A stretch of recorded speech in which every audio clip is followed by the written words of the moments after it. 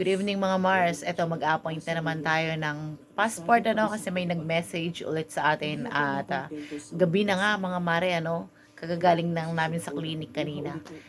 Pina-check up natin yung yung anak ko Tapos appoint natin ngayon yung client natin yan. And of course, mga Mare, ito nga mamaya na lang pala.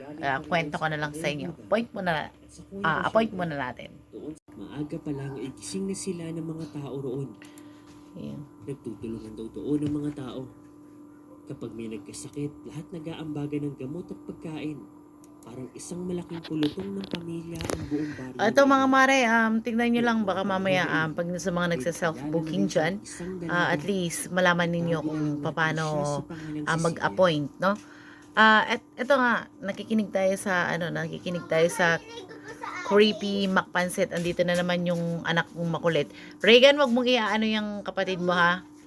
Asan si Papa? Oh. Ayun, ay nako, nawala na ako mga Mare. Sa mga gustong magpa-appoint sa inyo, message nyo lang ako yan. Sa mga nagsa-self-booking, sundan nyo lang yung mga ko. Sundan nyo lang to, pero hindi lahat, no? Nakakatamad mag-video, yan. Basta, nyo lang. Yan. Ay, nako mga Mars. Basta sa mga gustong magpa-appoint, message nyo lang ako for more details and information. Lahat ng sasagutin natin yan mga Mars. Kahit nasan ka, okay lang sa akin. Nasa Batanes hanggang Hulo. Well, ang service natin is naman mga Mars, nationwide.